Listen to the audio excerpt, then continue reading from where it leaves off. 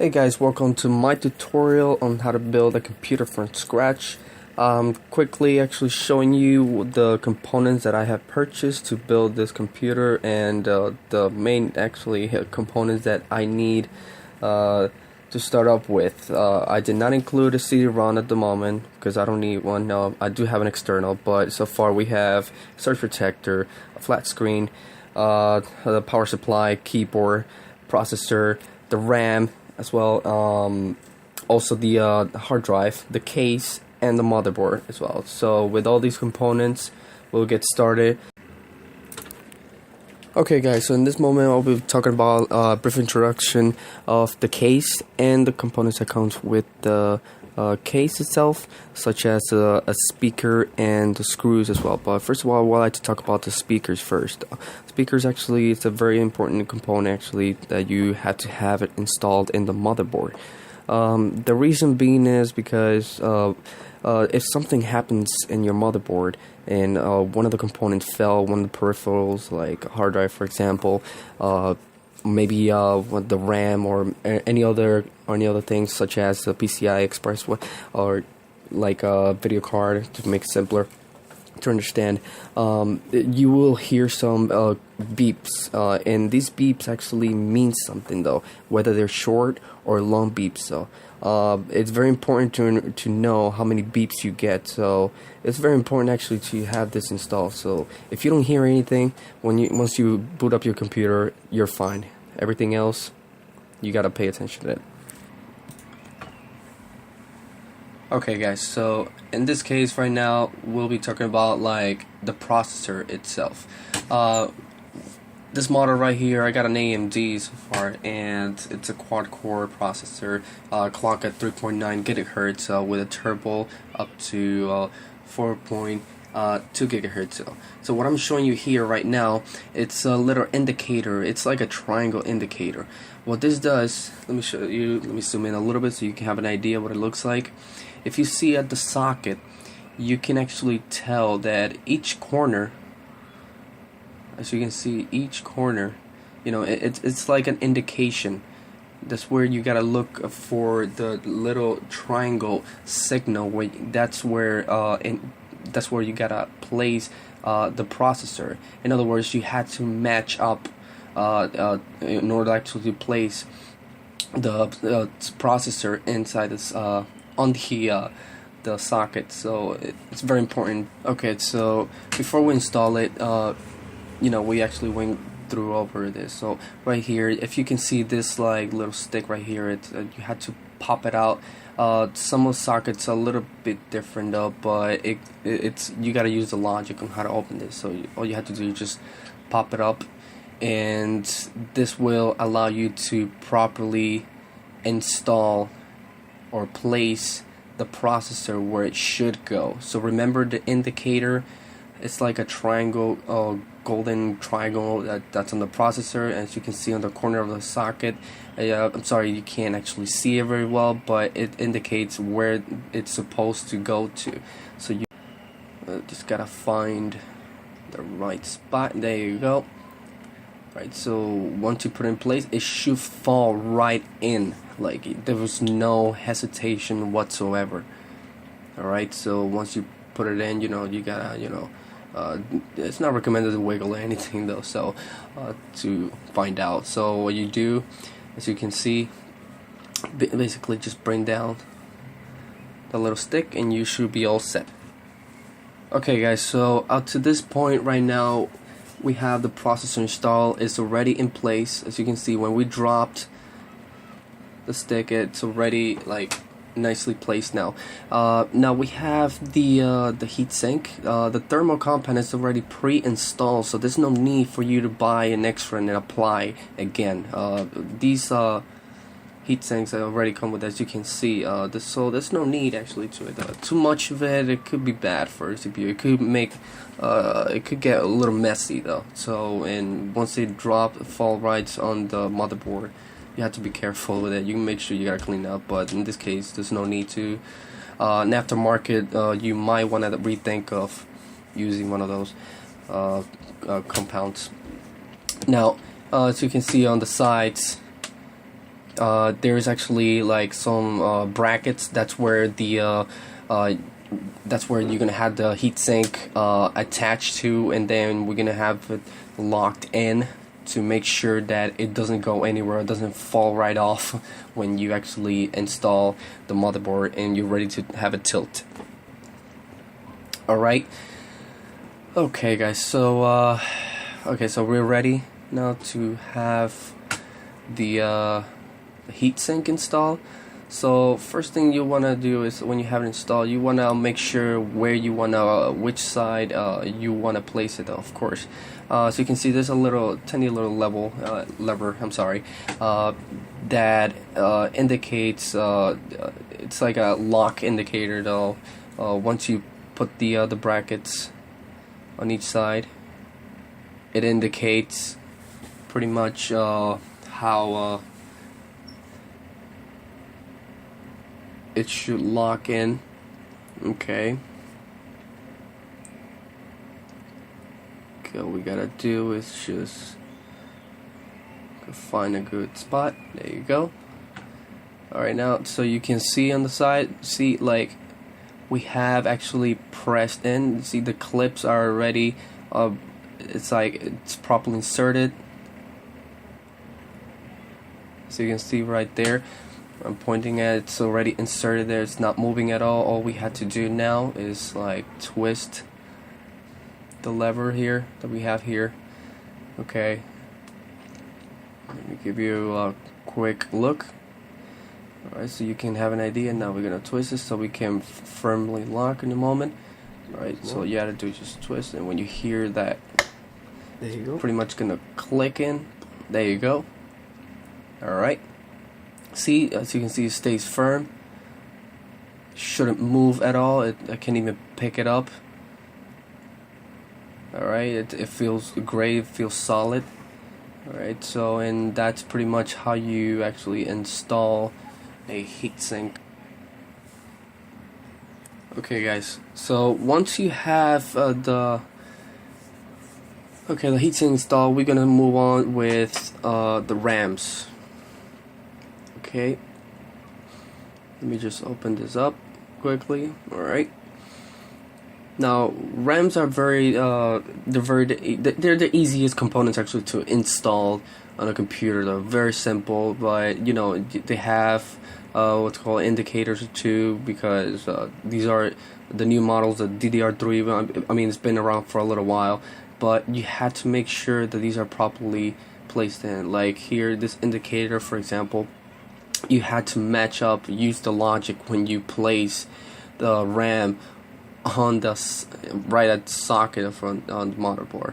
Okay, we're gonna zoom in a little bit. So it's too bad you can't really see. Maybe it's not too clear enough, but there is an indicator where you can actually, that should match with the RAM as well. Of course, DDR3s are the most common nowadays, and they're the fastest too. And so when you actually have one of these RAMs, you gotta make sure that you actually place it from one side and then the other. Meaning, like, you could either place it like as shown. You could place it from the left or right from left. So when you press in, the clamps on the sides should really click in when you properly insert it. You should hear a click. Alright, just like that. It's simple as that. You just installed a RAM. Okay, now on this side, we're gonna start with the stands here though. So sometimes, you know, there's a lot of stuff on the way, like fans. It depends the case you buy. It comes with extra fans and wires around the side, so make sure you put that on the side, and so you can measure these stands, for example, that comes with the case. Every case should come with stands and screws and everything, like I mentioned before. Okay, so what I like to do is just before I place the stands, I like to measure and know where I should place the stands at, because usually motherboard comes with extra holes in there, or maybe I want to place in the right spot, and I mean the case usually comes with some holes in the side or extra ones, and I just want to know where exactly I want to where it should calculate pretty much where they go. Okay, now we're placing it in.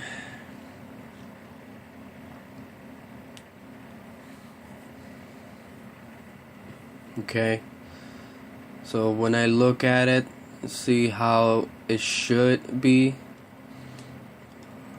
Look at it carefully, measure it. Okay, so when I do find out how it looks and where the stand should go, so I can screw it right in. Okay, I could simply pull it out. Alright. Alright, so before you install the motherboard in the stands as well, I mean, you could do the stands first, but let's do the frame first. The frame actually comes with the motherboard when you purchase it. So what you're gonna do is just always from inside, it should click right in. When you try to install the frame, it's fairly simple. It should fit also. Most of these components, materials that comes with motherboards, requires no hesitation. Alright, it should click right in. No problems at all. Let's put this wire on the side. Okay, now see the stands. What we want to do is just put them in where you actually know where the motherboard is going to fall right at. Okay. Just looking carefully though. Okay, so up to this point, you get the idea right now. It's basically having a base for the motherboard. Okay, we'll get back to you in a moment while I actually put them all together where it should be. All right, so bear with me. Wait. Okay, guys. So once you have all the stands, as you can see, I have one. Place them all. You make sure that they're tight enough. I have a couple then on the side, just showing you around how it should look. Okay, you gotta be very gentle and careful. Make sure you don't scratch the motherboard either when you try to insert. Okay, as you can see, you gotta make sure also that, you know, when you place the motherboard, it also falls right into the frame that you installed as well, and it should also like fit just perfect. No hesitation at all, like okay, now, so when you actually place the motherboard, you have it in place, you gotta make sure that every single hole, you can actually spot them. You can actually see it, so when you're ready to screw them in, you have no problem to do so. Okay, it should clip right in. Okay, very simple installation. It just takes some dedication and some patience. Okay, I got show you quickly.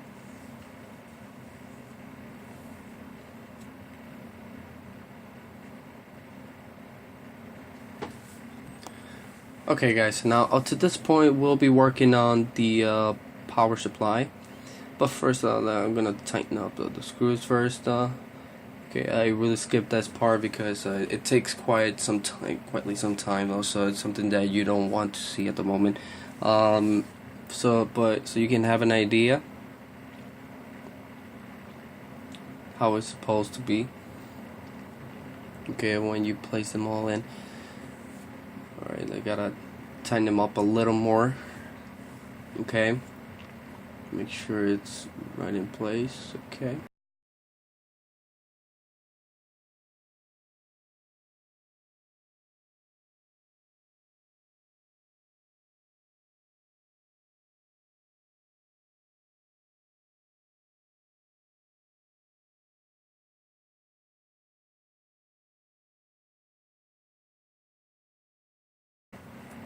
So once the motherboard is in place, Okay, now you see you have extra wires too that the case actually comes with. These are for the front panel. Usually they come with USB ports on the front, so you might want to connect that later, and just to give you a heads up of that too. And also for the audio, for microphone in, and have the jack out for audio as well. It usually comes in the front, like I mentioned. These are important components actually to install later, but you don't really have to worry about it at the moment. Alright, so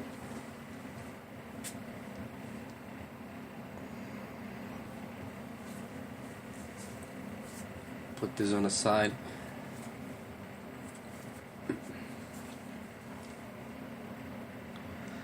Okay.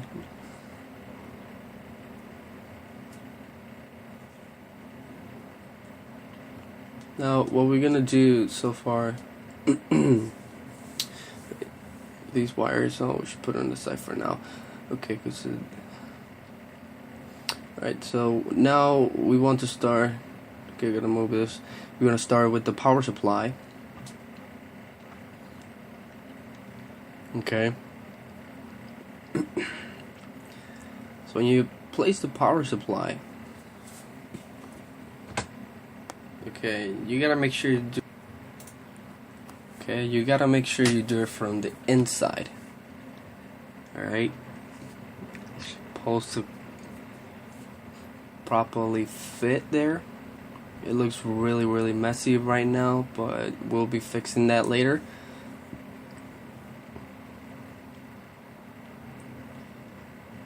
Okay.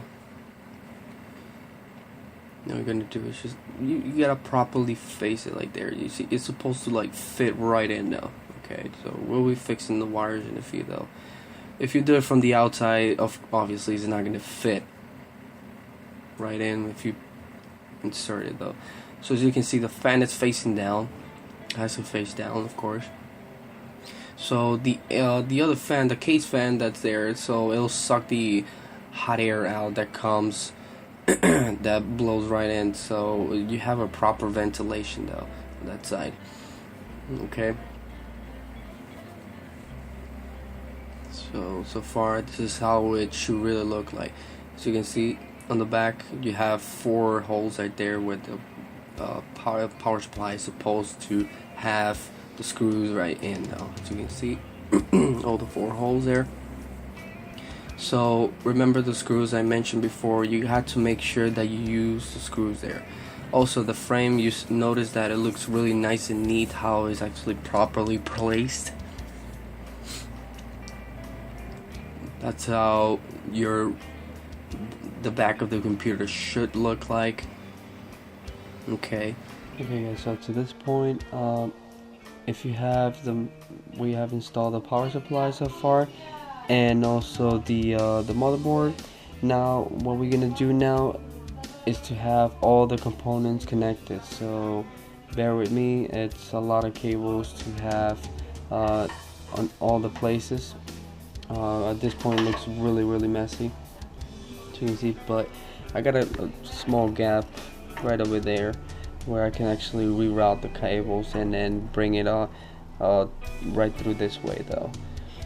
So that's gonna take quietly some time, and the cables that I don't use, I will hide them. I will pass these, like I said, to one side and bring in the other side, right? So we'll be continuing with this at the moment. Okay guys, so up to this point, when you have, I did not show how to connect obviously the components, all the wiring to the motherboard. It's not really necessary, but quickly in the menu here, I want to show you before I move on with the rest of it.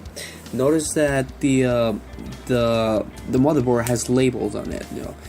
For example, in my case, it's JAUD1 for the front panel audio connector. So notice that if you remember, we were talking about the wires that the case actually came with.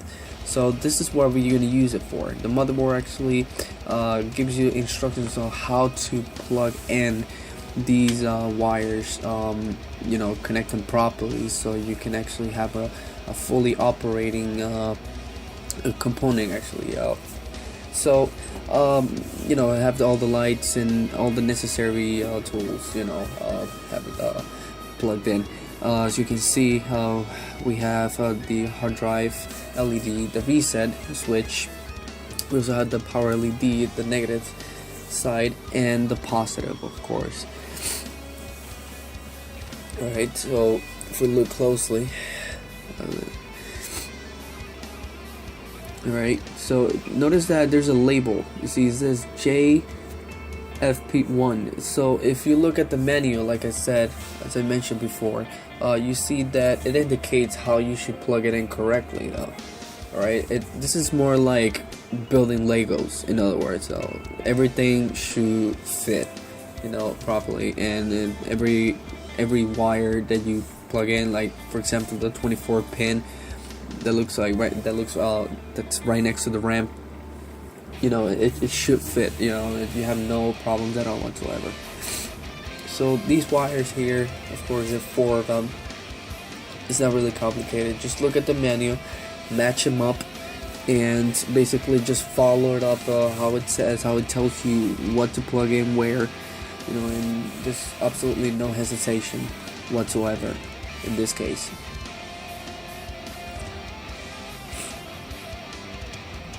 Okay guys, so far I have plugged in all the wires, but let me show you quickly what I have done here now. So you can see this is how it should look like. Not necessarily all messy, but this is a tutorial, of course. But as you can see, I have plugged in all the cables already. The one on the left is the USB port. That's going to be for the front panel.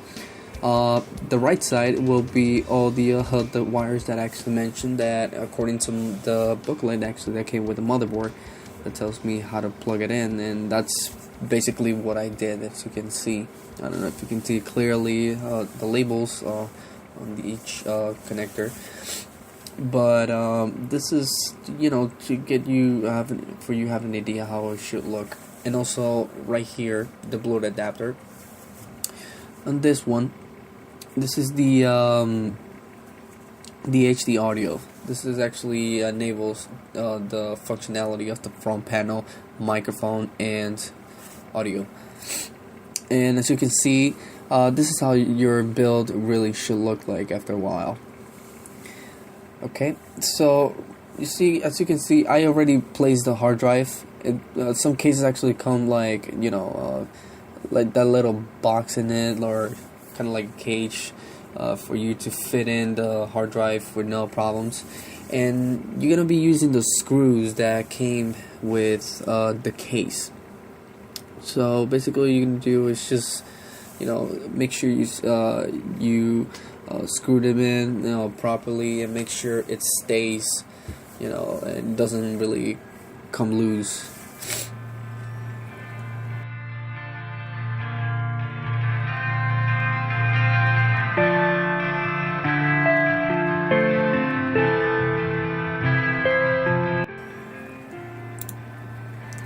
Okay, so right now we have the fans, actually the fan connectors actually to that's been hanging actually to be ready to have it connected to the ports that are around the motherboard that's available. As you can see, like there's one right above the heatsink. This is where we actually be connecting it to it. It's usually called or labeled as system fan, if I'm not mistaken.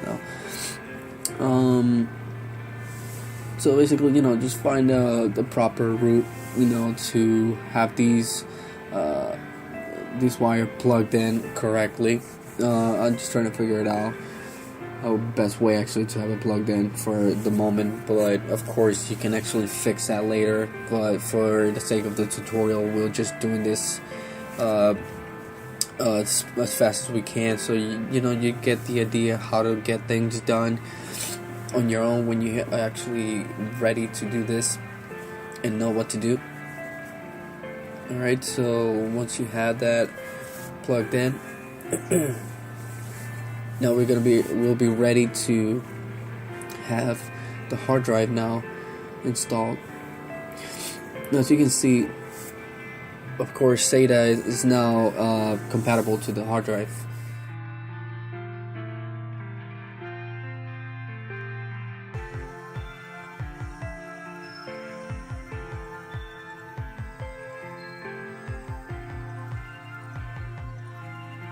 These are fairly simple to use and plug in. Just make sure that you plug it in properly.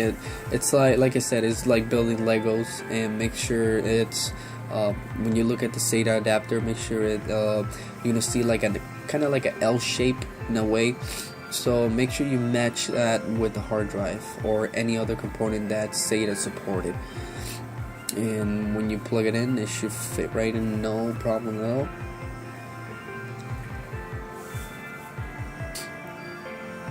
Okay, now we have the SATA adapter. Also, this is actually for data transfer. Okay, we have 6 available right now for the motherboard. This can be plugged in anywhere you want, as demonstrated. Okay, it should clip right in. Just insert it. Just be gentle with electronic devices. Like I said, you gotta make sure you fit it the right way. Once inserted, and it should fit perfectly in. So in this case, the hard drive is facing the metal plate is facing up, so the adapter and the clip should be facing up as well. It's like a metal clip on top, should facing. Okay.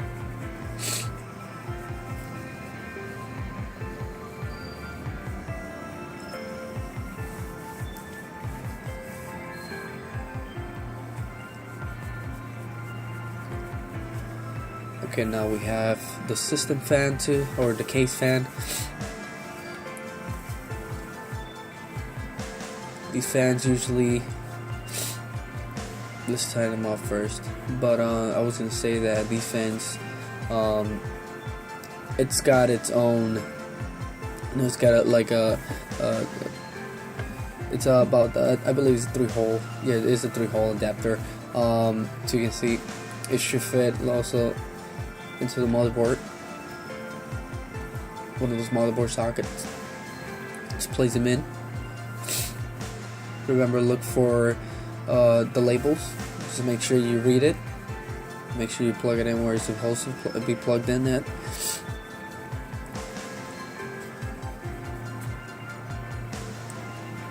Alright, as you can see, we have the power supplies now comes.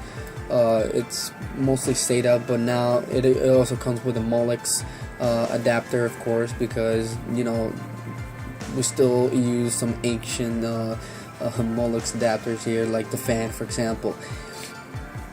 So you need to have something that's backward compatible. And as you can see, you know, all we had to do.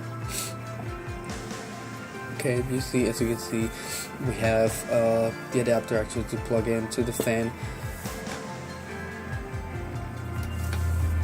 Plug in the fan to the motherboard. Kind of untangle. Okay, make sure you have the Molex adapter plugged in if in your case is necessary to do it. In my case it is, because that's a way to have some light coming from the fan.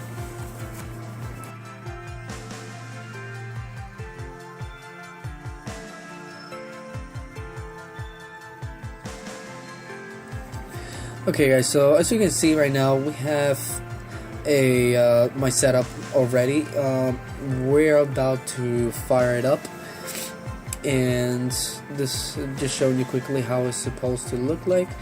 Alright, so far we'll hit the switch on the back, safely turn it on.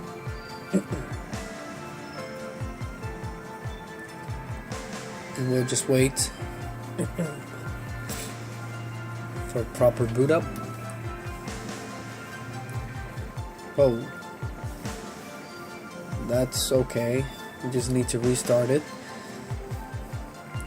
It happens when the hard drive is not detected or the hard drive fails, but in my case it did not fail for sure. All I gotta do now is basically change some settings, changing the boot device order, or just selecting the boot what I want to choose to for the computer to boot up first. In this case, I believe it's pressing F8 will do it. If you once you restart a computer, you actually constantly press F8 to get to that point. That should help you out. So now we're actually installing Windows, and now we'll be heading next. Of course, you gotta wait till it loads and click install. We're not installing Windows 8 because I think I'm not feeling ready actually for the purpose I'm going to use the computer for. So as you can see now, of course, you're not going to read all the terms, licensing terms, so it's too long to read right now. So at this point, all you want to do is just accept it and click next. Okay, so in this case we're gonna do a custom. Okay, so when you select custom or fresh copy, you select your drive. Like I said, it should be detected. Just simply select the drive and click next, and you're ready to have your computer installed. Okay, now so I just move forward because we don't have taking a lot of time actually for this video. I don't want to make it any longer than what it is.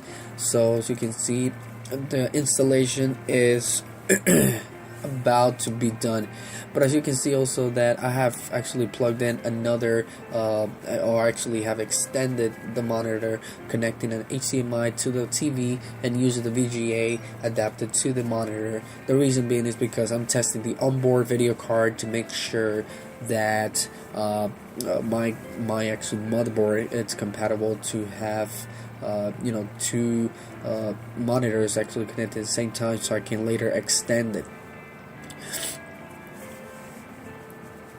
I remember back in the day, I actually required to have an additional video card that supports two of the same adapter, so I can actually have an extended monitor connected.